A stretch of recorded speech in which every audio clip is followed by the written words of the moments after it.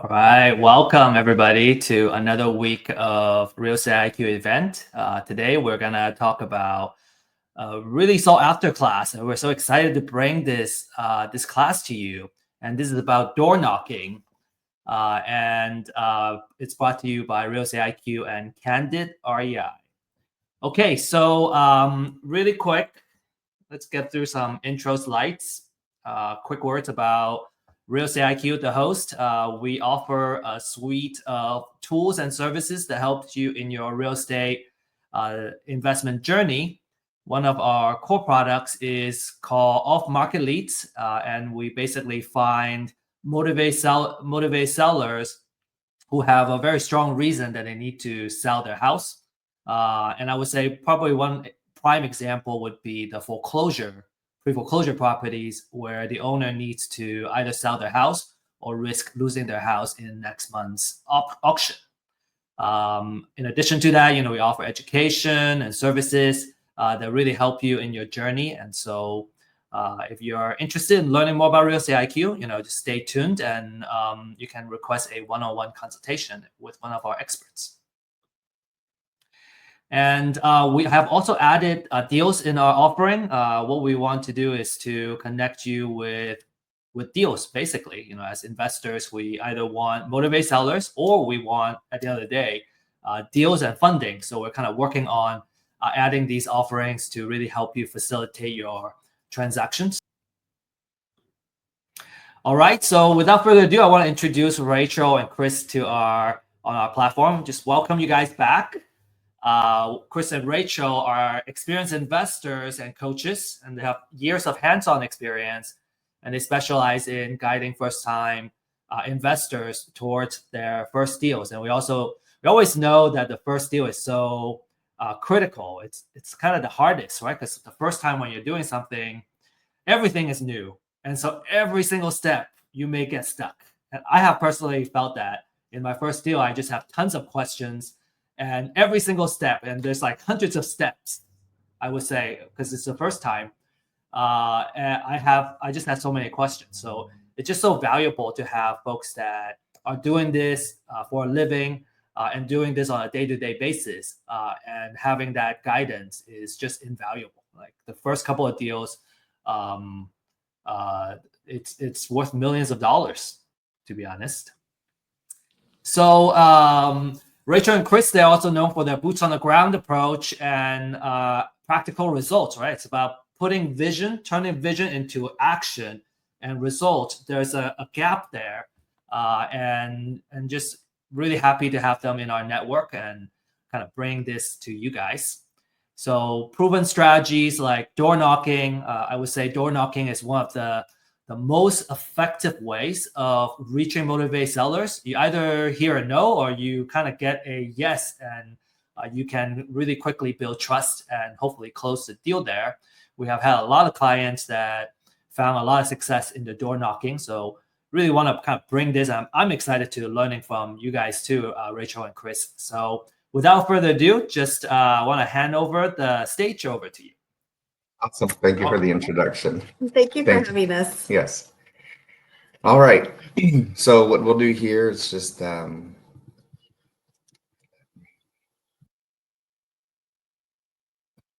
back here.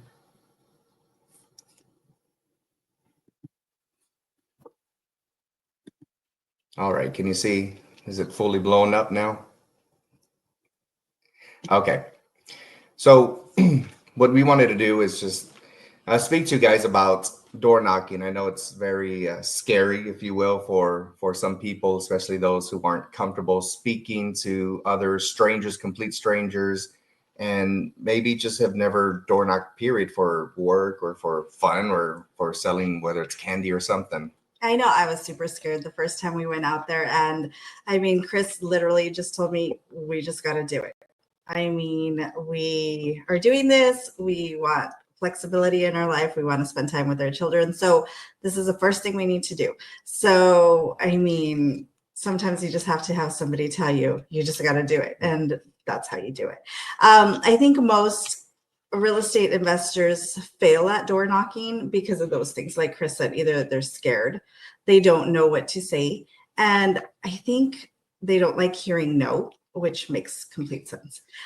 So we're going to go through steps that we do in order to be successful with door knocking and get those yeses. Yes, and so on the bottom right, you'll see the QR code for our information in case you don't already have it. So I'll just spend a few seconds there so that way you can scan that before we get started. So hopefully everyone's ready to go. Again, no one should be afraid of this, even though sometimes it can be intimidating. So let's get started here. So the problem with traditional door knocking, right? Let's talk about even just approaching the house or property or whatever it is. You understand, especially in foreclosures, that once you walk up to that door, people are, especially now, right, with the ring and everything else, or who is it? Who's out there? And that's what we need to be careful of, right? As soon as they start hearing the doorbell or you knocking on the door, then their guard goes up automatically. And that's for everybody, right? For their safety, and especially for those in foreclosure. I'm sure you're probably the millionth person to come down and knock on their door. So that's what you have to do. The second one is, I think we, especially newbies coming in, we tend to want to sell, whether that's ourselves or a product, because that's kind of what we're taught, right? We're taught, hey, go up there and sell. And for those who have sold chocolates or candies or, popcorn, whatever, for schools or whatnot, that's what you're doing automatically. You're selling. But that's not what people want. And you have to really, really, really understand that they don't want that. They need help. They don't want to be sold to, right? So most of the people that are going to answer, depending on how you react to them, how you look, and how you speak to them, they're probably going to shut the door on you, or some will open up for you and really listen to what you have. For most people, a simple no shuts them down 100%, right? It's like asking someone out on a date. No, oh man, I stink, right? Oh, my life stinks, and now, right, or anything, right? Anything for that matter. Right. So I would say get used to hearing no. Chris always tells our boys it's funny. He's like, do you know how many no's I heard? Do you think it stopped me? He's like, no, I just kept trying or else I wouldn't be here. So just, it's okay if they say no. That's like the worst thing that could possibly happen. And you just move on to the next person. And when it comes to your approach, remember that sometimes people just need to be heard. We don't need to fix everything from the get-go. Sometimes they just need to vent and let it out. I mean, they're under a lot of pressure. They don't know what they're going to do. It depends on, well, actually in any situation. So if you're door knocking just on distressed homes, then they obviously don't know how to fix the problem. They don't know who to call, let's say, to mow their lawn. Maybe they're older and can't mow their own lawn. Things of that nature. So even in a situation like that, there's a need for your help. So just keep that in mind. Be very aware of that situation. If you're door knocking foreclosures, they're in a whole ton of stress and they don't know what to do. They've probably never been through this situation, and there was obviously something that caused the situation. So maybe they haven't been able to resolve that initial problem. So just be very aware of things like that and just be patient.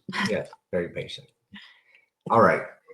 So whenever we go to houses, especially if I don't know the person, right? Most of the time we don't know them unless they're repeat offenders. And yes, you have those who are consistently on the foreclosure list and they stop it. They know exactly how to avoid foreclosure. These guys are experts at what they do. And the more you do this, you'll certainly see that. And we smile and laugh now, right? But these guys know the ins and outs better than we do, right? These guys, well, I filled this out and I went here. I talked to who? I'm like, who are these? All these people that you're talking to. But it's true. So, but if you are really, really nervous, right? What we tend to do is whenever we walk up to a property, we notice something in the area. Maybe it could be as simple as Walmart. Hey, you have a Walmart right down the street from you. That's awesome, right? Or hey, you have something, a nice car outside, right? Or anything. You want to be able to observe what they have in the area or at the property to open up the conversation. For some people, and I think everyone here can agree to this, whenever we go to a new place, something, you always want to have something in common, right? So that way it'll open up a conversation. And it doesn't have to be anything large, right? Like, oh, I have that card too. It's just so that way you can relate somehow. Yeah. So I think what helps us a lot, and when we show up at houses, if we see like a tricycle, then it's kind of like a reminiscing part, right? Oh, my kids used to have that bicycle or something like that. And it just makes you sound more human. And they might possibly tend to be less mean to you. So you're a dad, you're a mom, and they have children, right? And who knows, we may have gone through the same situation. So they might not be as mean to you. They might be like, okay, well, let me give them a chance because they have children too. They might place themselves in our situation. We don't know what's really going through their mind. So you definitely want to go ahead and do as much relating to them as possible. And then offer clarity, right? So let them know who you are. You work with homeowners that deal with tough situations. So whatever that is, right? Like I mentioned before, whether it's code violations that Real Estate IQ offers on their lists, whether it's foreclosures, whether somebody passed. I mean, that's a really hard one to door knock, but it is possible. You just have to show up and do the same thing. Just to be very courteous, relate to the people, offer them some type of clarity of why you're there and what you're trying to do. So. All right, give me just a sec, guys. Let me do something. Steve, I'm just going to see if we can get you guys back on here. I think we're having issues with.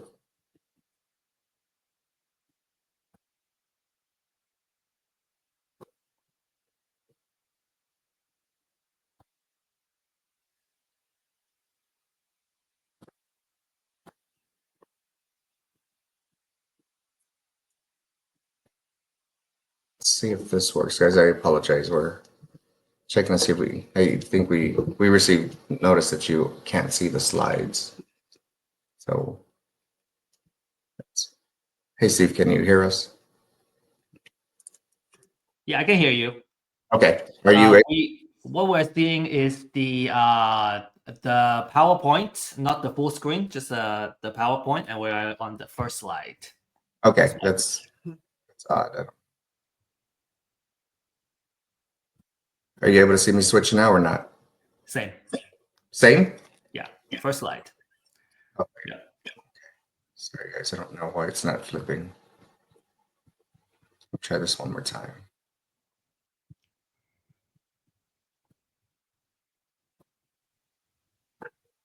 So.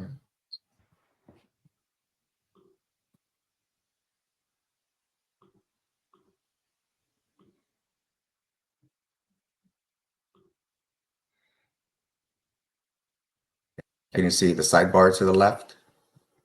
Yes. Yeah, but once I switch here, you can't see me flip. No. Yeah. We're still seeing kind of the sidebar. Yeah. It's okay. Okay. All right.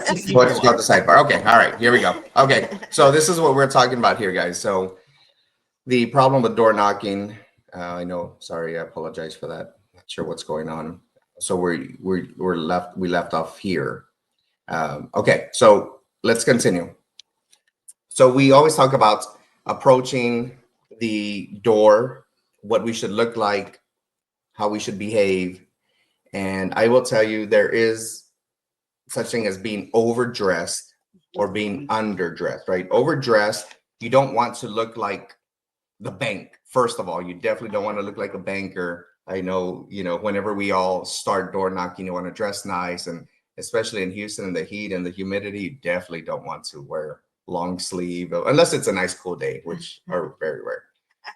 But yes, you definitely want to look the part, right? Look like you're not, don't look intimidating. Don't look, and for some of us, Rachel says, smile, right? You look mean. Okay, well, so that way, whenever someone opens the door, they see, hey, a friendly smile. So at the minimum, just smile at least, right?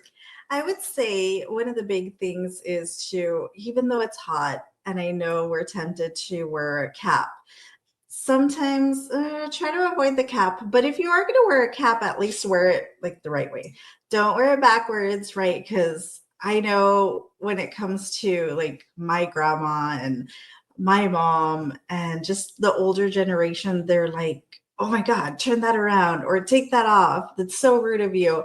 So always try and be aware of that. And then just don't wear a t-shirt either. So whatever your t-shirt might have might be offensive to the person you're visiting. Maybe it reminds them of something or just a bad situation. So I would say avoid graphic tees. Don't wear too much jewelry because it may be distracting, right? I mean, even when it comes to like job interviews, that's one of the first things they tell you, just dress appropriately. You're basically interviewing with these people. You're making a first impression. Don't wear a super strong perfume because that can linger. And then always be safe when you're out. So we always try to go together. If we're not together, I definitely won't go by myself. I'll have somebody with me, whether that be another girl and maybe like he's in the car, or if we just let him know, hey, we're going to these houses, this is our route and so forth, then that's okay because at least somebody always knows where you're at. But I would say always try and make it like a boy and a girl. And the reason for that is you seem a little bit less intimidating. If two guys show up and let's say it's just a female at home, they might not want to open the door for you, right? Because it's just like, oh my gosh, like who is it? Yeah. And so what people tend to do is go with others, a group, maybe two or three, but no more than two or three, right? Because then if I see a group of people outside, then I get scared, right? A lot of these people, you have to understand, they're already panicking, right? They're going through foreclosure, and they don't want, and a lot of people have come to their door already, right? Another thing that we've seen is people show up in maybe sandals, or they show up in those vests, for construction to try to fool people and use different, uniforms, if you will. Don't do that, guys. We're real human beings. We're speaking of human beings. They want to be treated as such, right? So do that.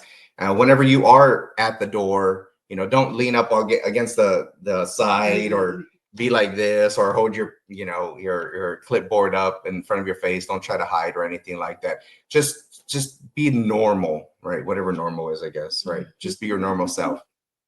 And then give them space. Really, don't literally just stand in front of them as they open the door, right? Back up a bit, right? Let them know that you don't have anything in your hands unless you're holding a clipboard or something. And these are just basic things. I know it sounds, like, well, why are you talking to us about these basic things? Well, sometimes we forget. We forget. And in the moment, we're nervous, we're scared. And especially door knocking, right? For strangers' doors, we get scared too. We get nervous as well. So if they get scared or nervous, we do the same thing. So just keep that in mind, okay? So, but keep in mind that if you're still nervous, it's a good thing, right? You should never be too comfortable with the situation and forget to listen to like that little voice in your head that tells you, no, don't do this, or yes, do this. So always listen to yourself. If something doesn't feel right, just always listen to that little voice. That's funny because just not too long ago, Chris went door knocking with one of our partners, And he came home and he's like, oh my gosh, it was crazy because they had an appointment set and everything. So they were expecting him. It wasn't even normal like this door knocking. It was door knocking nonetheless because they had never been there, but they already had an appointment. And then when they got there, it was funny because he got home and he's like, oh my gosh, there was yelling like crazy. And so he stepped away, kind of gave them a minute, tried calling them, and then they wouldn't answer. Maybe knocked one more time and they were yelling. And then he's like, we're out, we're leaving. And I'm so grateful for that because no house, no situation is more important than your guys' life. So if it's a very hostile situation, just leave. We belong to a lot of groups and so forth, and it's unfortunate. We've been hearing some horror stories recently where people kind of warn each other, hey, don't go to this property because they just pulled out a gun, things like that. So always be safe. And for those for those who look, I always tell people everyone has different backgrounds, you know, from whether it's law enforcement, martial law, or something like that. You can handle yourself, yeah, great, but no contract is worth, you know, dying over or getting killed, stabbed, you know, shot. So this one was pretty hectic. I mean, as she tells a story, you know, it sounds like, oh, well, somebody yelled. No, this was, you could literally hear these people yelling from inside the house. So we went and other people showed up as well. And those people just thought it'd be good to start knocking and like as if there were cops trying to knock their door down. And it just flipped a switch in the homeowner. And it was, when I say you can hear them yell, we were probably, I don't know, 30 feet from the door or something, 40. And as we backed up, you could literally hear the gentleman yelling. You could hear him stomping all the way from the room or wherever he was at to the front door. He opened that front door. And if you've never heard anyone yell really, really loud, it'll take you back. It was really, really, really that loud. It was so loud that the neighbors came out to see what was going on. And that's when we knew, well, before that, we already knew, hey, we should leave already. So we just backed up and ended up leaving because it's not worth it, guys. It really isn't. For that contract, for that money that you're going to make on that deal, if it becomes a deal, it's really not worth it. So don't try to, you know, be Mr. Tough Guy or girl and say, hey, well, I can handle it, right? Yeah, I mean, I'm sure you guys can handle it emotionally, physically, but it's really not worth it. So just be careful. Yes, just be careful. All right. So which leads us to the situation, right? So what we want to do here is talk a little bit about how we initiate the first contact, right? These are just little scripts that we use. It doesn't have to be anything extravagant. I know sometimes we sit there and we write out all our ideas and all these long book of how we're going to interact with the people. Just be normal, guys. Okay. So it could be something as simple as this first point. So you could just say, hi, my name is Rachel. Are you aware that the house is under foreclosure? And sometimes you don't even need to do all that. You just introduce yourself. So we wrote these as an example. But another thing that we say is, hi, my name is Rachel. I'm Rachel. This is my husband, Chris. We're investors in the area. We just came to visit you about your property.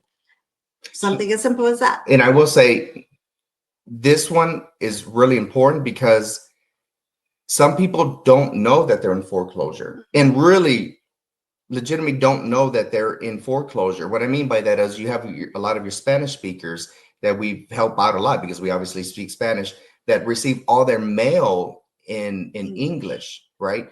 You also have people that are in there that are tenants. We just saw one probably 2 weeks ago, right? 2.5 weeks ago. The lady had no idea the house was going into foreclosure. She said, what do you mean? I've been living here for, I think it was like almost 3 years. She said, I pay my rent on time and everything else, except the owner didn't pay the bills, pay the mortgage. So some people, as dumb as, you know, people say this might sound, it's really the truth. Some people don't know that they're in foreclosure, especially tenants, right? I think the worst one was the guy's cousin was living there. He's like, what do you mean? That's my cousin. We hang out all the time. And, you know, almost every weekend and he didn't know that they were losing the house. So yeah, you definitely want to watch out for that. And one of the things that kind of lets them know you're there to help, because right, you're not there just to buy their house. Maybe you're not, but our approach is that we're not there to buy the house, because that's the last resort. But in any case, we mentioned the bank. Hey, have you been able to get a hold of the bank? We know it's really hard to get a hold of the bank during these times. Have you been able to? If not, let's try it. Let's try to help you. Can we get on the phone right now? Let's call them. So again, all these things seem like, well, duh. I'm sure they thought about calling the bank, but no, sometimes they're just so stressed out, don't know what to do. Sometimes they don't know, like, I can call the bank and try and talk to somebody. I can try and find a solution for this. I can try and make payment arrangements. I can try and make loan modifications. Sometimes they're not aware of those things. Sometimes they're just like, oh, I messed up, and that's it. There's no solution to it. There's nobody can fix this. Nobody can help me out of this. So they just kind of give up and just wait for the day to happen and wait for the constable to come and kick them out. Yeah, and we say that because some of them, because the bank is the enemy, right? They don't realize that they can actually speak to someone. And then it just all depends on the day that someone's having on the other side of the phone, right? You call somebody, ask for help. Nope, there's nothing we can do. Yep, no, you just got to pay. And then that's what discourages people as well. A lot of them say yes. So for those who are in communication with the bank, it's the loan modification, right? You guys are going to get, it's a loan modification. We're waiting for approval. Well, how long have you been waiting? Right? What's the status of it? Have you spoken to somebody already? Well, no, I haven't yet, but they're going to approve it. Well, how do you know they're going to approve it? We don't know, right? And we'll talk more about this in a bit. But the timeline, you guys know, if it's foreclosure for next month, May, or even June, you have to give the bank minimum 30 days, right, to be able to receive the paperwork, go through it, and make sure you filled it out correctly. If you didn't, or they didn't fill it out correctly, clock starts again. All right. So just a few basic scripts that we use here. So again, hi, my name is Rachel. Are you aware that the house is under foreclosure? So also try and avoid home, right? Home hits too close to home. So don't use home. So just use either house or the property, or the structure, things like that. Just kind of disconnect them from the actual home, because home is where the heart is. So you want to take that feeling away from it. You're there, it's a transaction. You don't want to make them feel worse about the situation. Yeah, and I think when in up front we've made that mistake. Hey, you have a beautiful house, your home, this is so beautiful, and then it starts getting them thinking like, holy crap, I'm gonna lose it, right? Oh, now you're here trying to take it away from me, right? And that's something that you have to get over. Once you start getting them emotional about their situation in the house, and I don't mean emotional by being stressed out, by getting them to reattach themselves to the house, right? It really makes a difference, and that could be a contract that you lose, right? I'm not selling. I don't care what you have to say or do. We're out of here, right? Again, we bring up the loan modification here again because it's really important that people understand the loan modification process, and it could be great for some people and they may not be so great for people. Right. So if they say, yes, I know I'm in foreclosure. Okay. Have you been able to get a hold of your bank to review your options if you have any?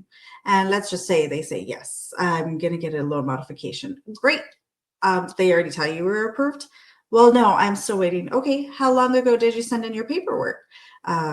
It was 3 weeks ago. Wow. 3 weeks. You still haven't heard anything. All right. So let's try and get a hold of them right now.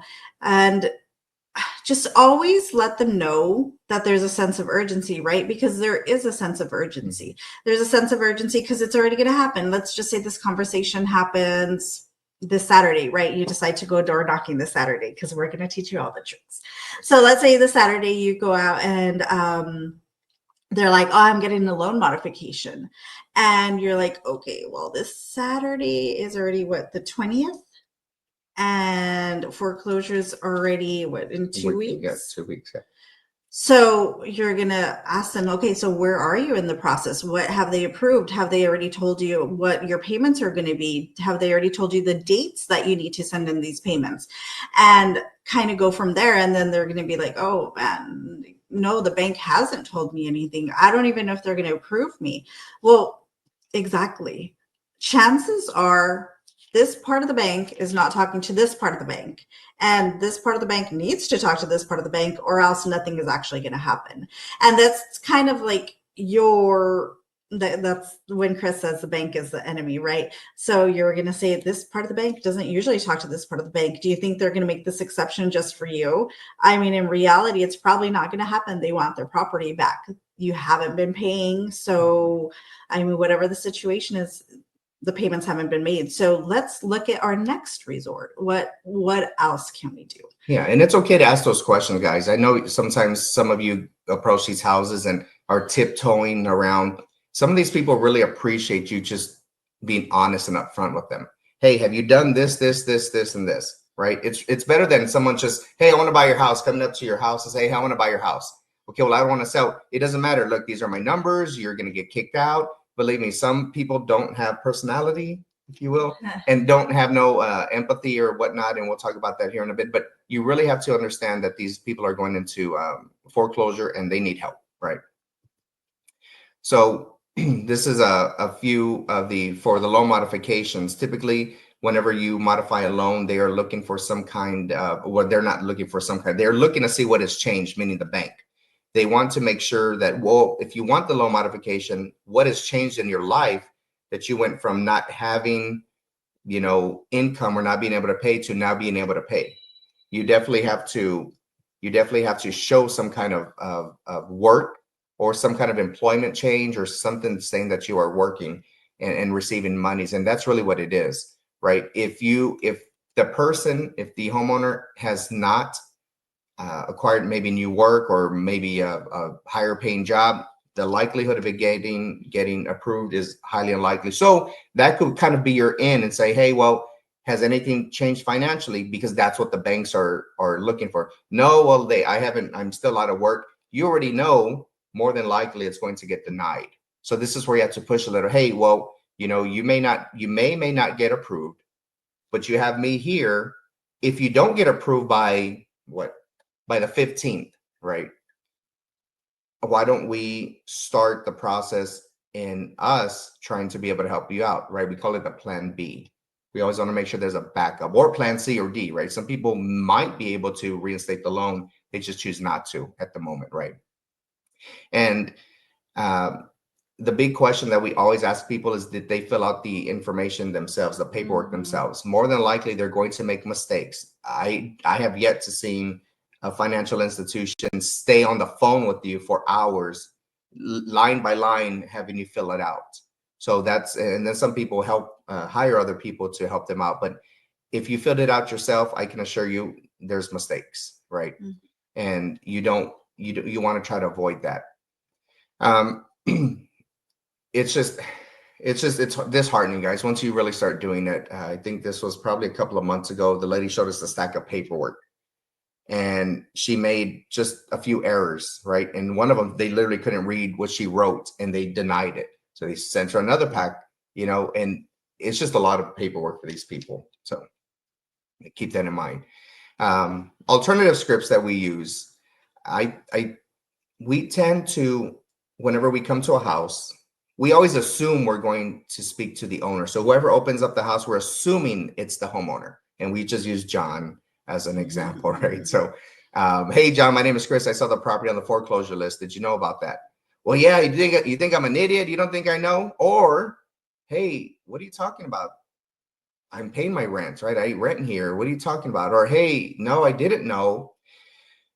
And I didn't know because, unfortunately, just like banks don't speak to one another, the bank departments, spouses don't speak to one another. Believe it or not, guys. I don't know if you're married or what, but but yes, can you believe coming home, after work, getting somebody at your door knocking, and then, what do you mean I'm losing my house? Yeah, and run into it, or a lot of people say, oh no, my wife's taking care of it, she already hired an attorney.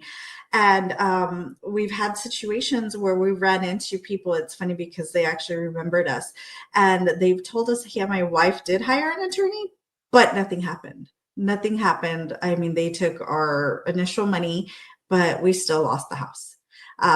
So these are real life scenarios that, I mean, it happens, right? You don't have to say it happened to me personally or anything like that, but now you know someone who it has happened. We heard it first person. You're hearing it from the horse. They lost their home because they took it to an attorney. They've paid the attorney, and I don't know, it just got lost in the shuffle or something, and it didn't get paid. So even when it seems that official, right, it's going to get taken care of, and it didn't. And Yeah, it's pretty disheartening, especially when you hire somebody to help you out. And some of these people will just take money, right? They know it's stressful time, very emotional time. Hey, pay me $1,000, $2,000, we'll stop it. Okay, well, then what happens next if it is stopped? But we have heard that a lot of the things you'll hear is, well, maybe I had my son or my daughter or spouse. They paid it. They said they paid it. I literally gave them the money. It's just every family, every person is different. So.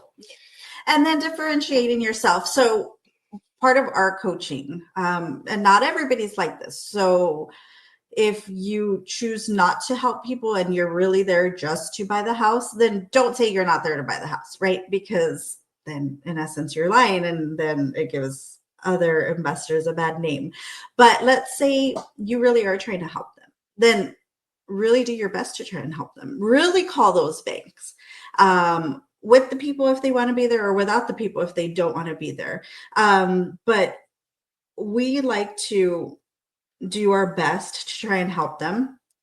And then if we can't help them, then we'll look at the numbers and see if we could buy the house. But even with our students, we really do tell them, hey, let's look for a solution for them first. Right. If and when you can't find a solution, then yes, of course, we're investors. That's what we're there for. But that is kind of how you stand out and mean it. Mean it when you're there and say you're there to actually help, and they'll feel how genuine you're being. So. Yeah, and I think, well, I know that sometimes these basic, right, scripts, you might think, oh, well, that's just basic. Yeah, but a lot of these other investors and other people that are door knocking, or, hey, my name is so-and-so, I'm with so-and-so company and the attorneys and blah, blah, blah. Once you start telling them I'm with the company, they shut down, right? So just be a normal person. Say, hey, we're family-owned business, and me and my wife, or me and my partners, we do this. And so another way we have found that actually help is approaching the house. Hey, John, I know a lot of people are coming. I don't want to take up too much more of your time. Here's my card. It's in your house. The house is in foreclosure. Here's my card. Let's set up a time to talk, and just walk away. Right? Say, hey, wait. You just gave me your card. Aren't you gonna sell me or tell me? Or yeah. I mean, if you have time now, we can talk, or just let me know when a good time is. And I know every sales job that they tell you got to capture the lead right now. You got to sell right now. The truth is, it may not be right now that you're going to sell to them, right? And we'll talk about that here in a bit. But we've seen, and we've just put it to action. Hey, let me just give them my information. Hey, you let me know when you're ready to talk, and you walk away. And they're like, what the heck? What's going on here, right? So that could be something else that you guys can try. We've talked about being empathetic, right? So, John, I apologize in advance. Yes, I am an investor. I am coming to your house. I'm here in front of you. But let's not talk about buying the house right now, because let's find a solution if there is one. Yeah, that's really powerful, more powerful than you guys think. Again, what you're doing is you're saying, John, I'm another investor, right? I'm another person here knocking at your door. Yes, we buy houses as well. There's a ton of people. But look, I'm not here to buy the house. Why don't we explore different options? Why don't we talk about the different options that we can help you with, right? And believe me, they know if you're genuine or not. These people have been approached by by investors, by other attorneys, right? I mean, if you've never seen a mailbox full of marketing material from investors and attorneys and everything, it's thick. I mean, these guys get a ton of stuff from months in advance. Excuse me. So, so when we offer help, we're definitely there to show them that we are going to help, but time is of the essence. Right. So I think Excuse me. we've tried very hard to give you guys scenarios of scripts that you can use, because we definitely want to provide you scripts. A lot of it is tailored to you as a person, right? What you're going to say. And that's things that we help our students with, is that we tailor it to who they are. Because we all speak differently. We'd love to have, like, this is a script, go use it. You're going to get all the contracts in the world. But in all honesty, it doesn't always work like that. The people respond different. They say yes, they say no. Some people don't want to talk to you. So it's more about getting comfortable with being uncomfortable, right? Being uncomfortable and knowing how to rebuttal. Oh, well, this is what I'm going to say. Well, if this comes up, we always tell our boys, make it like when they're playing hockey and so forth, we always tell them, if you get used to doing something, your body is going to automatically do it, right? So it's the same thing. Like, if you practice it, if you go out there, if you door knock, you get all these different scenarios, you get all these different situations, and your mouth is just going to react, and it's going to do it in the most positive way. The more experience you have with it, the easier it's going to get. So yeah, for those that we help and that we coach, door knocking and the foreclosure list is the most, we always say, forgiving lists, right? Door knocking, you're new, you're going to butcher the first 5, 10, but these are things that you have to do in order to get good at, right? I always say, hey, whatever your profession you're in now, did you just wake up one day and say, I'm going to go, I don't know, be an engineer, be a doctor, and you're great at it? No, you study, right? And then you practice. And that's how you get good at it, period, at anything. Every time Chris says that, it reminds me of one of his favorite movies. It's Step Brothers. And it's funny because one of the brothers is like, I wanted to be in the family business. Yeah. And he's a doctor. Yeah. So Yeah, just thought I'd share that. But it's really true, right? It is. But yes, but yet you have to do it just like code calling, right? You guys code call, hey, hey, it's okay. Mess it up, butcher it first 5, 10 times. So by the 11th time, you're good to go. By the 15th, 20th time, before you know it, we talked about muscle memory. It'll be easier for you guys, okay? So the psychology of objections. The truth is, guys, you just have to go do it. There's no secret. And like Rachel said, everyone is different. We are different people. The homeowners are different people. One script might work for somebody else, for 1 or 2 people, but it may not work for everybody. So there's really no secret to being successful in this. It's just you having to go out there, feeling out who they are and what they say, and then go from there. This is why we say basic stuff. Hey, you have a bicycle just like my kid, or a motorcycle or a car or something, you know. The sellers will know if you are memorizing scripts or if you're like a robot. Right? They say, hi, John, my name is Chris. Do you want to sell your house? Heck no, I don't want to sell it. What do you think? Get out of here, right? And then you get the door slammed on you. So, and then, well, I guess most importantly, don't get offended, right? I think that's the biggest thing about people right now is they get Yeah. emotional, like, I hate this. It doesn't work, right? Yeah, don't. I mean, you have to understand they're losing their house. Whatever the situation is, sometimes they weren't responsible. Sometimes they were responsible. Sometimes bad situations life happen to happens. them. Just understand they're going through a lot of things. And first thing that they're probably going to do is not want to deal with you. You're just another thing that they need to deal with. So if they're angry or upset, it's okay. Let it out. Let them speak. We don't allow homeowners to speak because we always want to go first, especially if you have a sales background, right? We're there to sell. We're there to hit the bullet points of what we're going to do and the details. but sometimes you just have to shut up and listen, Mhm. right? Believe me when we tell you, we have been at houses for an easy hour and people are just crying, they're talking about other issues. Hey, well, I understand. And you just sit there, right? And you sit there and you're thinking, man, what the heck, it's like A novela. yeah, like a novela, right? A A soap soap opera. And some of these people, believe me, it does seem like it. But I will tell you that makes all the difference in the world. And that's how you build their trust. Because you at least let them vent. So yeah. Yeah. So allow them to speak and you just sit back and just listen. And then while you're listening, oh, really? That happened? And be thinking of a solution. Yeah. And that's what they want, right? They really do want help. So, all right, we're real world scripts for top objections. Everyone is going to say they're not interested, right? So we'll start here. So if you're not interested, I hey, understand, right? I understand most sellers are here to just buy your house. But most buyers. did I say it wrong? Sorry. So, but I'm here. I'm going to be different. I'm going to try and give you a few options that'll hopefully benefit you. And that's Yeah, so a lot of it's just, hey, I'm here to help you out. Let's move forward. Let's talk about the different options. And then when you do give, when some people say, hey, well, just give me an offer, just give me a number and I see if I can move out and go buy another house.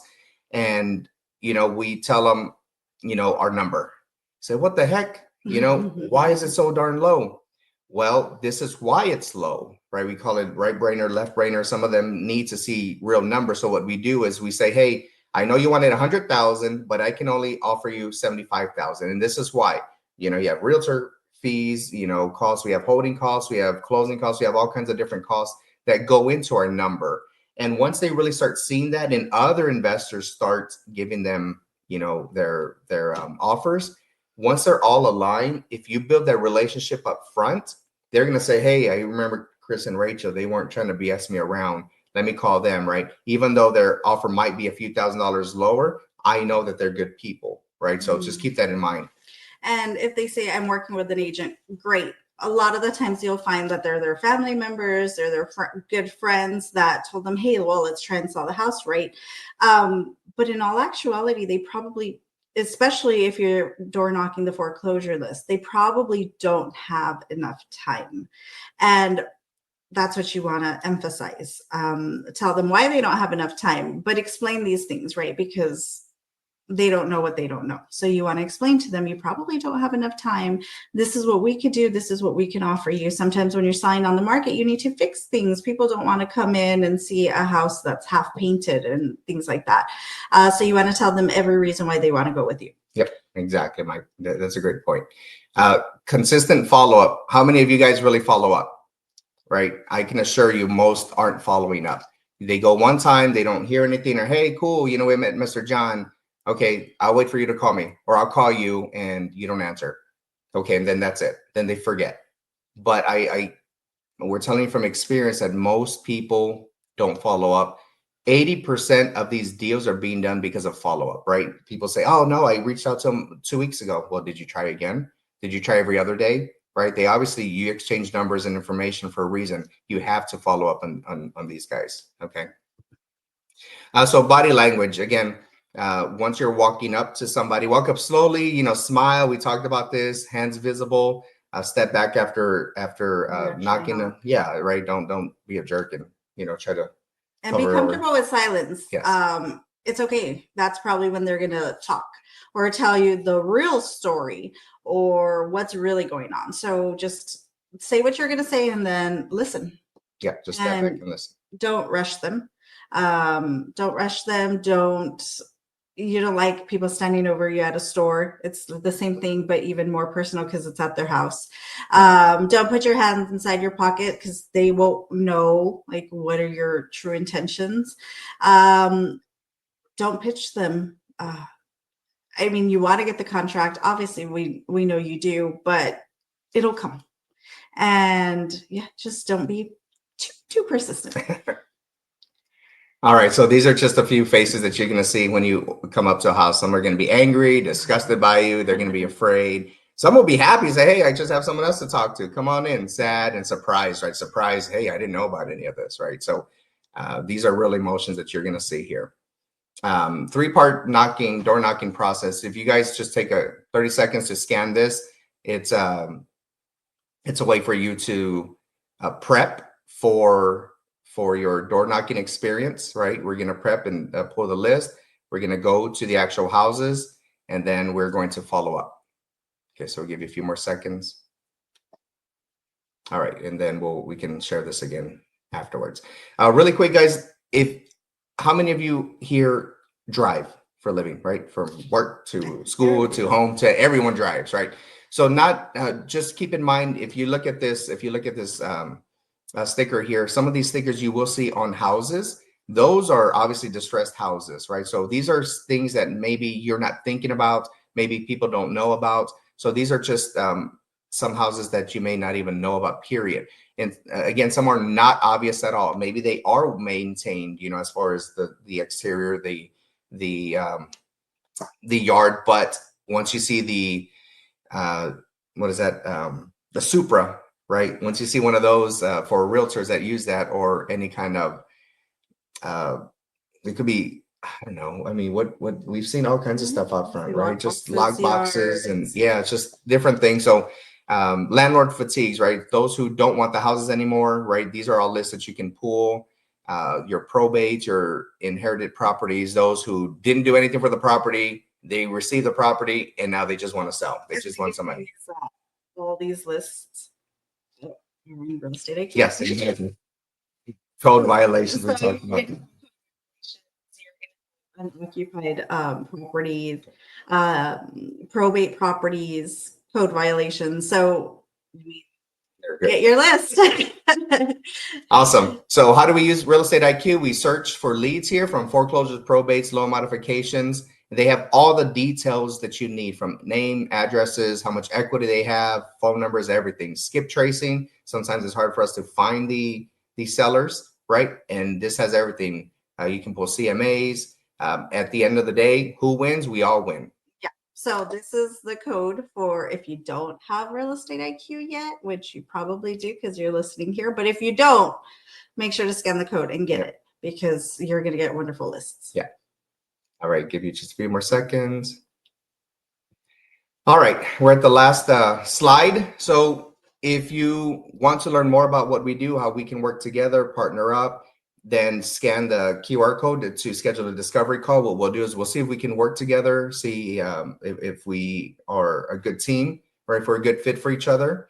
And if you want to learn more about door knocking, we're actually going to go into more detail. We typically try to do it every second Thursday of the month. We have our meetups at Rudy's Barbecue. But today we're having it. Somebody took our date. So we're going to take advantage of Rudy's Barbecue tonight and have some delicious barbecue there and be presenting. We'll start at 6. We actually start at around 7, but you're welcome to be there as of 6:30 and network a little bit with like-minded people. It's a great meetup. A lot of nice people will be there, so we're pretty nice. Yeah. And so our last thing is start door knocking. So this is a picture of a couple of our students, Marina and Maria. They're consistent. They're out there. And this was one of the first times we took them out, and they were walking like lovebirds, right? They're very happy. It's like, and so we took a picture of them. But yeah, start it. You need help? Let's book a call. Let's talk, and we'll go from there. All right. Thank you, guys. Really appreciate your class. I took so much notes. Yeah. So we're now in our Q&A kind of section. One question we have is, so let's say we're specifically using the Real Estate IQ data tool, right? How do you most effectively pair that for door knocking? Like, what are some of the information that you actually use for the door knocking? Sure, we use it kind of to plan our route as well, right? Up front, I tell you, if you're brand new to door knocking, I'm not looking at equity. I'm not looking at any of that quite yet. What I'm looking at is my zip code or the zip code that I want to door knock at. Get, a few houses in that area. plan out my route, and then Mhm. go execute, right? Go talk to these people. So that's exactly what we do. We'll go to Real Estate IQ and say, okay, well, this time we want to door knock in Katy, right? We don't want to go too far. So we'll go to Real Estate IQ. We'll do our search with the zip code that we want to hit up, and then it'll give us our list. And then from there, we'll choose, it depends on how many houses are in the area that month. But then we'll say, okay, let's get this information and put it like into our Google Maps and route our plan for the next day. And then we use Real Estate IQ directly to make mailers, to make letters for these people, or Marketing, everything. yeah. So And then once you get more comfortable and you can start breaking down, you can say, hey, Real Estate IQ, they show the percentage of equity. Maybe I want some that are 20 to 50% equity, right? No less than 10, something like that. You can tailor it. I appreciate that. That answers kind of the follow-up question, which is what data point you use. I wanted to add, some folks have recommended MapQuest because you can kind of choose and you can shift around and it can map up to maybe 10 properties. But when I use it, I think there were times where it gets a little buggy. I don't know if you guys encounter that. Yeah, and we you have use to kind of reload the address. Yeah, we've used Google Maps, Waze. Those are WAZ. Those are, you can put the shortest route and it'll tell you, what you need to do to get. So yeah, there's different apps that you can use, definitely. Love it. Is there a best time for door knocking? Yes and no. Yes, because we typically think people work from 9 to 5, right? So start your door knocking at 6, or from 4 to 7, 7:30 or whatnot. Then maybe during the day, some of these people aren't working anymore. Life has happened to them, right? So believe me, you'll see that some people are home during the day. On the weekends, if you're going to do the weekends, I would definitely do it maybe mid morning, right? Not too early morning, because what happens when we get woken up? We're in a bad mood, right? Who in the heck is at the door now, right? One of those things. So mid morning, early afternoon on the weekends. During the weekdays, I say early evenings, and don't ever be out there at night. Period. I don't care which neighborhood you're in. and then even if you get there when they're not there, I mean, just leave something behind. It shows that at least you took the initiative and went to their house. Yeah. So what would you recommend to have, like, in terms of material to leave behind? Like, what's the easiest thing to, let's say I'm new, what's the easiest thing for me to kind of do to leave behind something? So if you want to be very creative and take a little bit of extra time for these people, maybe make a letter for them. I would say make a letter, but if you don't have time, because we're all busy, create door hangers ahead of time. We have our door hangers that we leave behind. It makes it look pretty. In all honesty, they might not be there when they get there because there's other investors. Some Right. other investors might take them. Yeah. And you can use sticky notes, is something colorful, something that'll catch the eye. You can use business cards, right? We tend to use something bigger that catches their eye, right? So maybe postcards or something like that. It doesn't need to be anything fancy either. If you want to get them made, perfect. If not, you can just handwrite something on a thicker paper, try to slip it in that door or something like that. Got it. What are, Ryan's asking, what are your qualifications for door knocking property? Yeah, that's a good question. It depends on the area and where we're at in that certain time as far as business wise. But qualifications, now that we're a little more experienced, we want to see a little more equity, right? As far as the condition of the home, I don't care. The uglier, the better. And people say, well, why do you want an ugly house? Well, because we can get it cheaper, right? So it's easier that way. But other qualifications are, but there's different strategies, right? If you're going to buy sub 2, owner finance, so the equity really doesn't matter. The main thing here is getting in front of the people, getting that contract, and then figuring out what we're going to do. I would say, especially right now, if you're new to door knocking, it doesn't even matter. Just get comfortable with doing door knocking.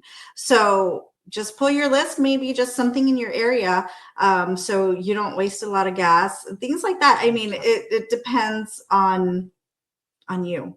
It's a very, really, it's a personal thing. It's a personal, how much do you want to commit to this, and what are your resources? If you have to stay within your area because you really don't have gas to go somewhere far, then stay within your area, and that's your qualifications, because that's your capability at that point in And time. just remember, Next month it might change. Yeah, once you get under contract, there's a buyer for different price points, different areas, and everything else. So don't assume you can't sell, right? So Rachel and Chris, I think this is a very good question. Can you share a deal, like a case study you've done, and what was your return? Yeah, so we do buy at different strategies, right? It's not just fix and flips up to owner finance. When we first started real estate, we started with Real Estate IQ, right? Those we were doing bandit signs, postcards, and everything else. One of the first deals that was, we were able to wholesale. So that one, if I'm not mistaken, I think the house was probably worth $200,000. They were in arrears at that time, I think maybe less than 20, so maybe $18,000, $20,000. The house was in fairly good condition, and we saw that there was enough equity, after paying out the seller. I think there's probably $5-7 grand. You remember I think it's $7, almost $8,000 or something for an assignment, something like that. Yeah. So, and these are just things that we're telling you what to do, how we put that into action. And so, yeah, I mean, maybe 5,000 may not be a lot for you guys, but for a lot of people, it's like, what can you imagine one deal a month at $5,000? At the minimum, even if it's 2,000. Yeah. And how much do you guys kind of invest it in, like your efforts and data, material, and all that? I say a healthy budget for anyone who's going to do marketing is at least $1,000 a month to $1,500. If you don't have that money, then you're door knocking. You're using your time. You're using your time. Yeah. It's one or the other. You either have money to do a lot of marketing, send out things in the mail, do phone calls, do all that, or you're door knocking, which isn't going to take a lot of money. So that's why we decided to do door knocking today, because we understand a lot of people are just starting and don't have a lot of money to put into this. It does take money. So or partner with somebody who has a few dollars, right? Say, hey, I don't have a lot of money, but you do. I have time, but you don't have time. Let's partner together. Right. But door knocking is an excellent way to get started. That's not going to take a lot of money, but it is going to take a lot of time. So even if it's not money that we can say per se, you're going to spend this amount of money, you're going to spend quite a bit of your time. But it's all worth it. 100%. It's all worth it. It's just being consistent and doing it and getting out there and getting used to it and talking to these people and just being comfortable with yourself. Yeah, I would say, so Real Estate IQ, we will recommend like a quarterly plan, and that's, under $300 to get started. So now you got the list for 3 months and you can start door knocking. I think that's a kind of a pretty affordable way to get started. And I think what we'll learn is, how consistent, how persistent are you in executing and just like showing up and doing it. I was gonna ask you guys, what would be like a good first goal of number of doors to knock to kind of like gain some experience, right? Get your feet wet. We don't necessarily need to get a result yet. And I think, one of the main things we want everyone to really focus on is the process. If you just kind of focus on just doing it and doing it consistently, the outcome is going to come. We got to have faith that the results are going to come.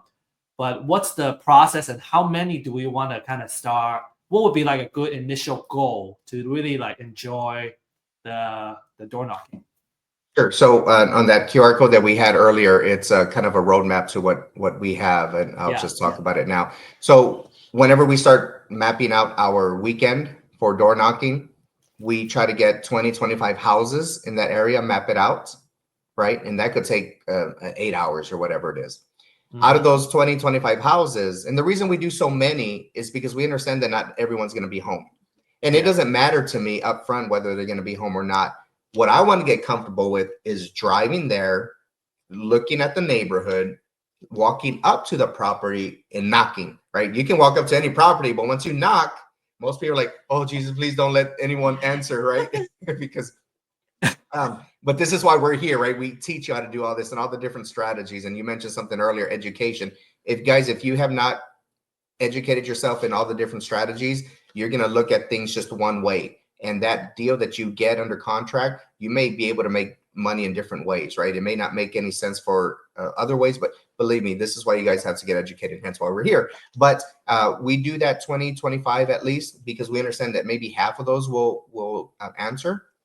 And out of those that answer, we're practicing. And I'm telling you, mess it up. Say, hey, Rachel, I'm here to buy your house. I mean, I'm here to save, whatever it is. Then you mess it up, but keep moving, because they're going to, if you don't see them the next month, right?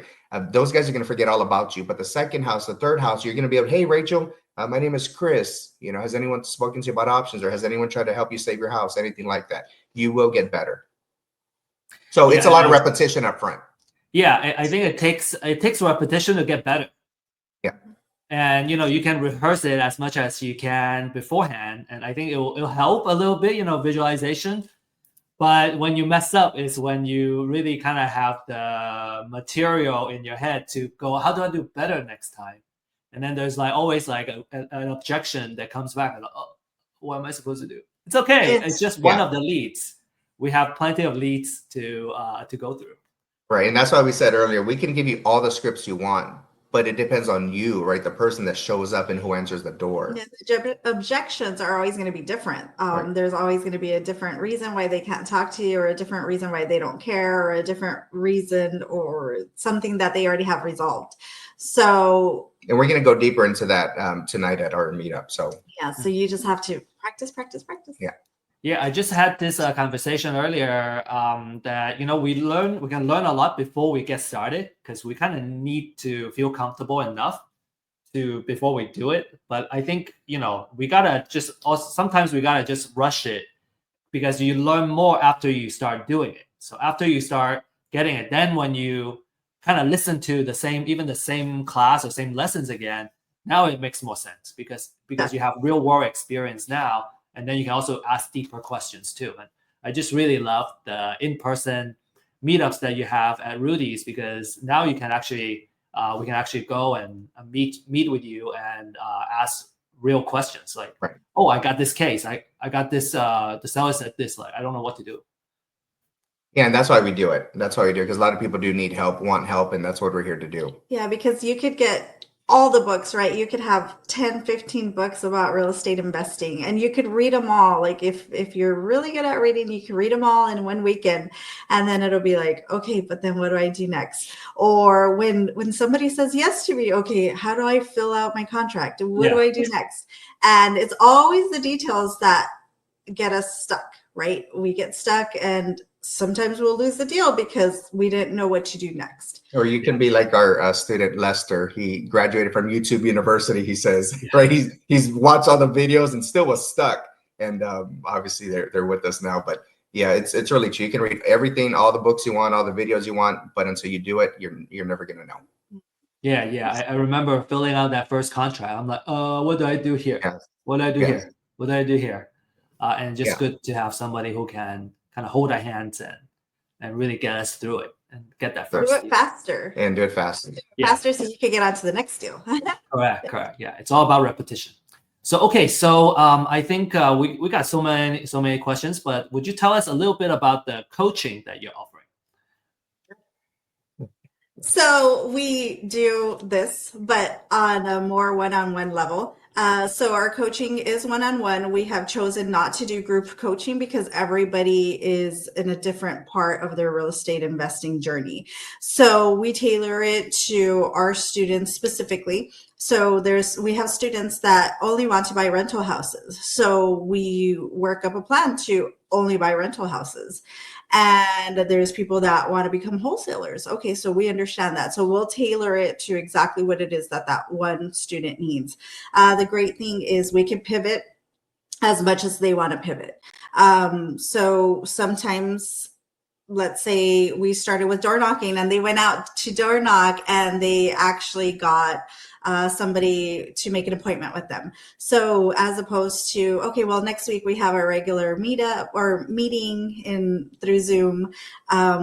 If the student chooses, hey, can you guys go with me to my appointment? We will pivot and say, okay, well, we're not going to do this meeting via Zoom. We're going to go with you to the customer's house or the seller's house and help you close that contract.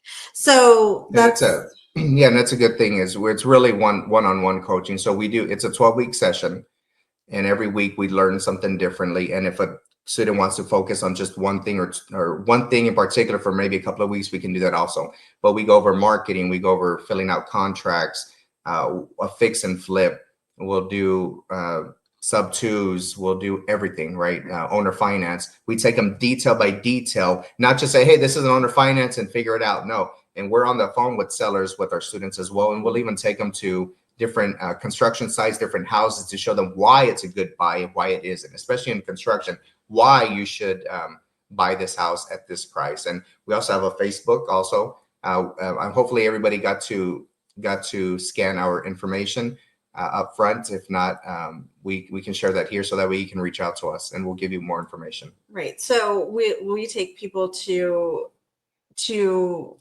houses, and then we'll tell them, like, this is what you look for when you see a house, and things that aren't very obvious, right? Because we read all the books, but once you're actually there and you see the house, you're like, oh yeah, I hadn't thought about that. How a door might not close, and that might be another issue.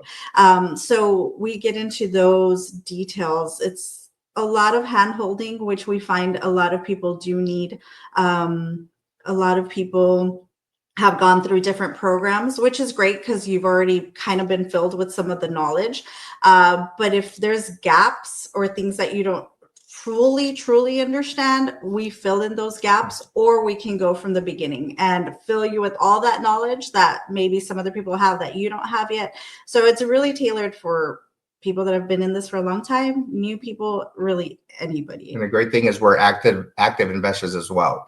So this isn't something we did 20, 30 years ago. Now we're just teaching, right? We are out there with you guys. We're learning.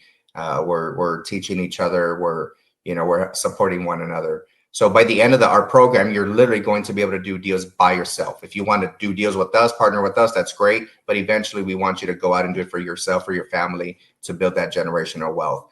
So you'll be able to be comfortable looking at houses by yourself, filling out contracts, sending it to title, getting your attorney squared away, closing, and then go from there.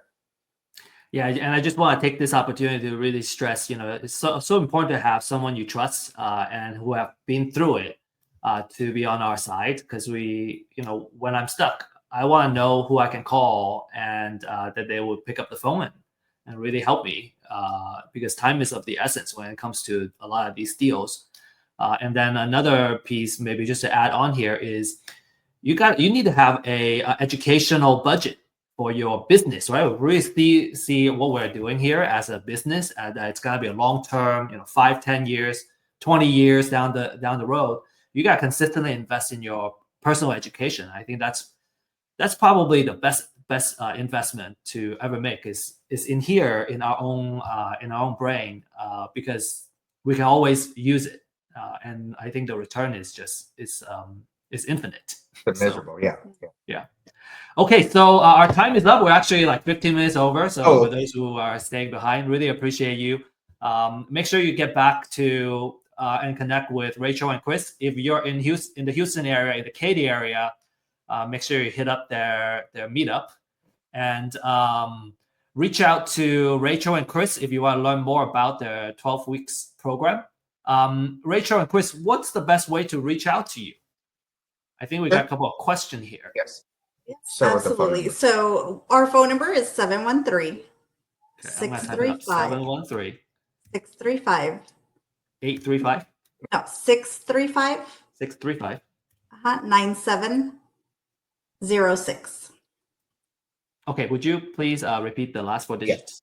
Yes. So all of it's 713 635 9706. 06. And then our website is Candid, CANDID, REI for realestateinvesting.com. Awesome. And then our email is rc@candidrei.com.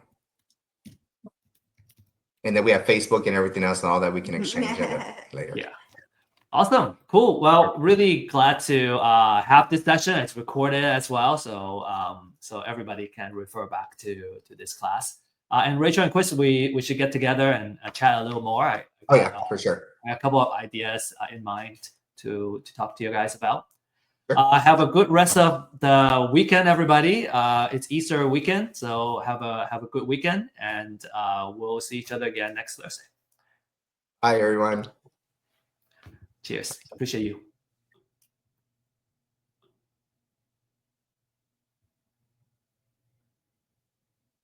Thank